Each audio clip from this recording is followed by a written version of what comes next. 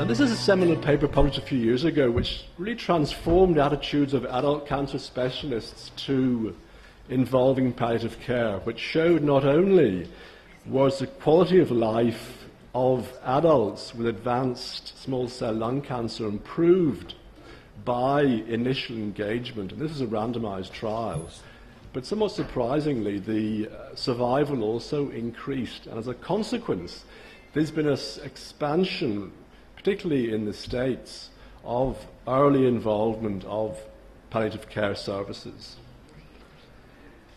For those who aren't familiar with children's cancer, this is just a brief outline showing that about a third are solid tumours, a third are brain tumours, and a third are leukemia lymphomas. And over the last several decades now, the cure rate has improved dramatically, so that currently over 3/4 of children's cancers are now cured with intensive therapy.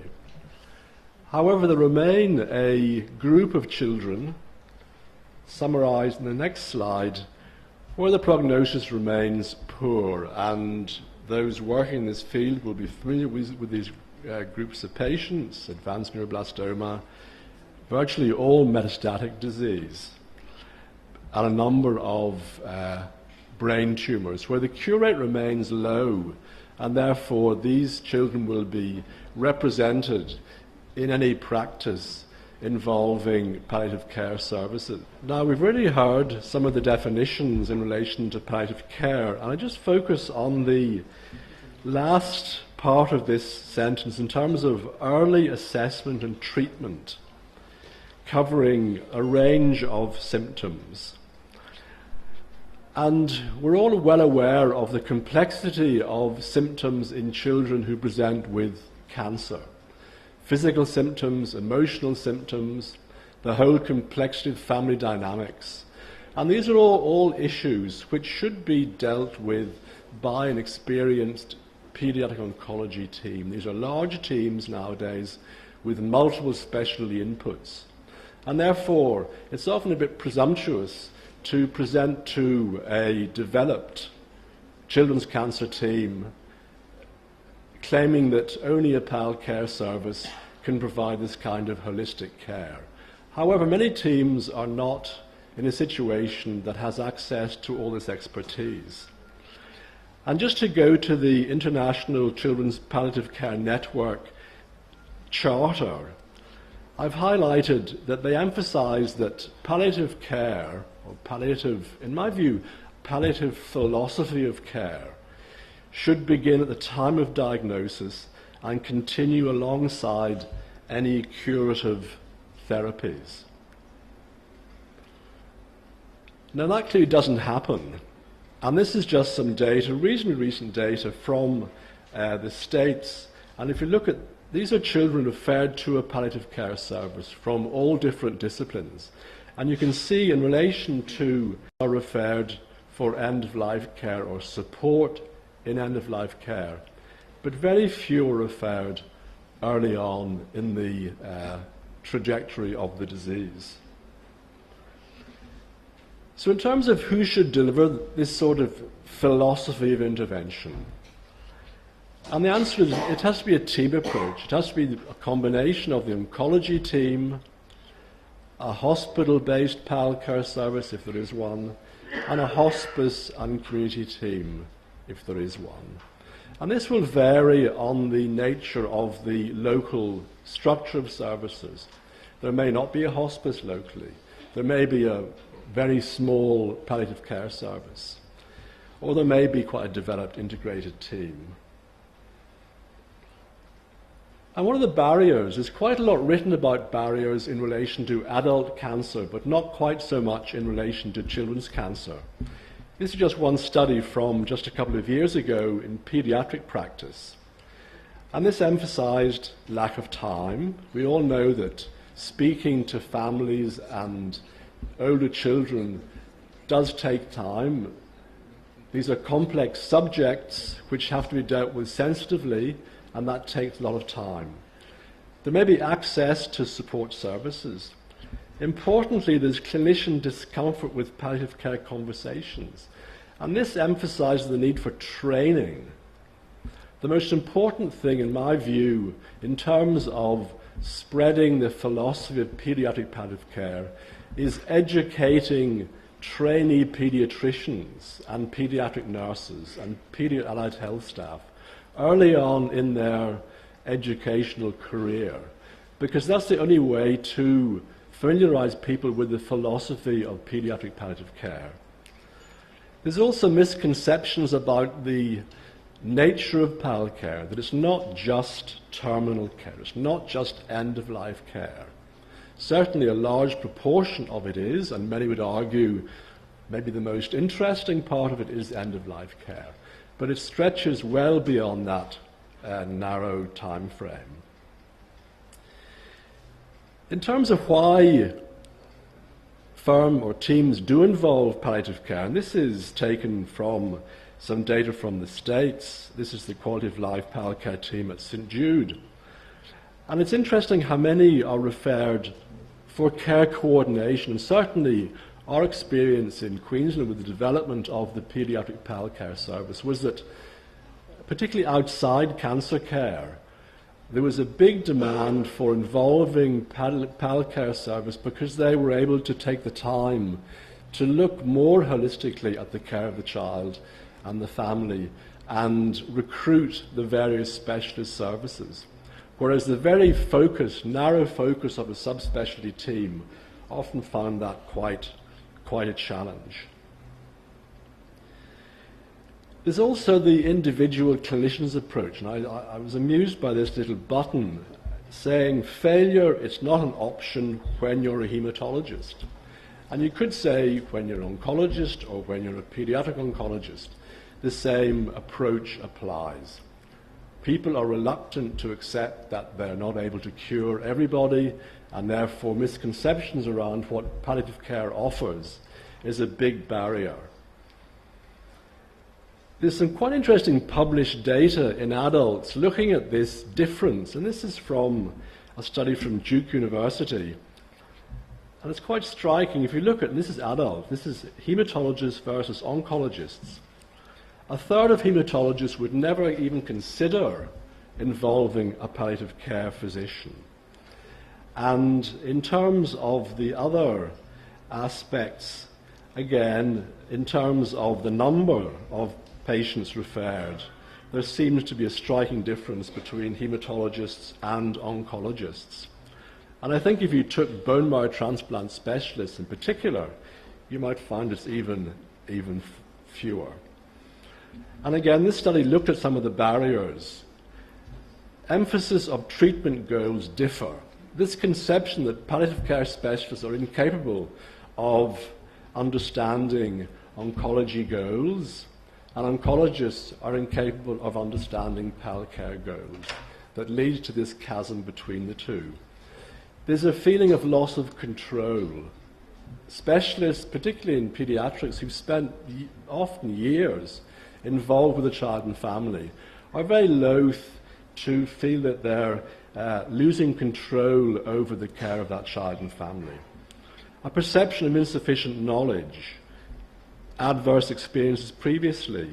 The fact, again, in hematologists, that these are unique of diseases that people can't understand. And the previous speaker emphasized the need for palliative care to understand the advances in the nature of treatment in adult cancers and children's cancers. So it works both ways. Again, reasons given for not involving, this is adult data. The care is sufficient. Over half the clinicians felt the care was sufficient. No meaningful reason to involve pal care. Again, time. A lot of emphasis on insufficient time. We've all got time. Surprisingly few actually said the family didn't actually want involvement. I'll come back to this at the end of my talk. The whole issue of what's in a name, and some people say, well, we have to stick rigidly with the term palliative care service.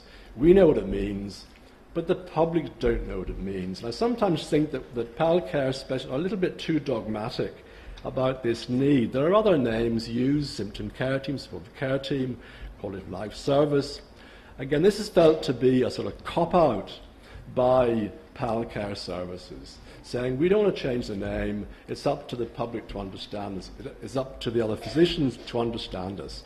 And in fact, I was interested that the term used by the St Jude's team is quality of life service / palliative care. And as I'll show later on, that seems to have been quite successful in engaging other teams. There are some data regarding change of names. This is from, again, American data from the MD Anderson, looking at quite a large series of patients sequentially in terms of referrals. And it was interesting, after a change of name to the term supportive care, many more inpatient referrals were received. It went from 38% to 53%, suggesting that in particular for the specialty services in the hospital, the specialists, they're the ones who are reluctant to engage with something called palliative care. Now that may be a misconception of the specialists about their patients fearing the name, but it's what happens in real life. And so if we wish to engage with these specialists, then we have to think about it. Another study, again, looking at the difference. Random sample of doctors.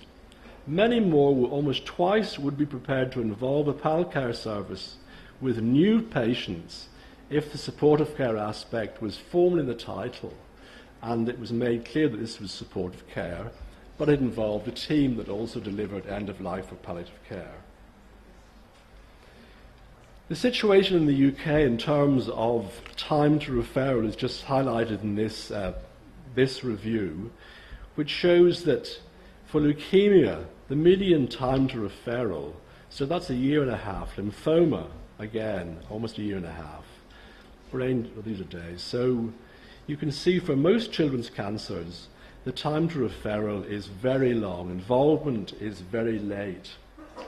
And in particular, these are data from the north of England, where in this particular area, much of the palliative care is based around a children's hospice. If we just look at one line, just to make the point, there are some diseases where it may differ, and in the case of brain tumours, there seems to be less reluctance to engage palliative care and hospice care for brain tumours, particularly because these tend to be maybe more indolent. They're also a lot more complex in terms of being able to manage children who are steroid toxic, complex, prolonged symptomatology. But they do seem to be referred more frequently than for other conditions. So what strategies to encourage early involvement? And this is a sort of goal published a couple of years ago for an American group, suggesting that all patients with new diagnoses, this is pediatric practice, and it lists some specific situations which are worth focusing on if we have time in terms of transplant patients, patients going to phase 1, early phase trials. It suggests timing within the first month and then subsequent consults later on.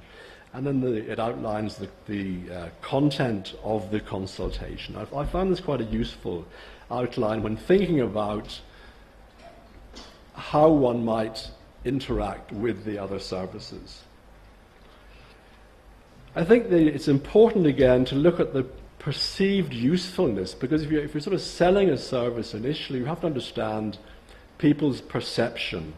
And again, there's a range of aspects of therapy, and in this case, in adult practice, some variation between individuals depending on their experience. Also, you need to know who your referring teams are and engage with these teams. And you can see from this study, looking at who was referring the children, this was an American survey of children's oncology group centres. Physicians, practitioners, nurses, counsellors, parents, patients, psychologists, social workers, spiritual carers, a whole wide range of stakeholders involved in the care of these children. Is there a role for screening? And this is one screening tool developed in the UK, published a few years ago, looking at a range of different domains: the disease trajectory, the expected outcome, specific symptoms and problem burdens. the preferences and needs of the patients or the parents, and finally the life expectancy. Now, these aren't generally used in practice, but I think they're worth looking at and just doing a quick calculation of some oncology scenarios. In fact, most of them fall somewhere down here, emphasizing the appropriateness of this early introduction of the concept of pediatric palliative or pediatric palliative care philosophy, which links with symptom care and the overall holistic care of the child and family. And then later on, as the condition is more advanced, then much more involvement and engagement with the child and the family.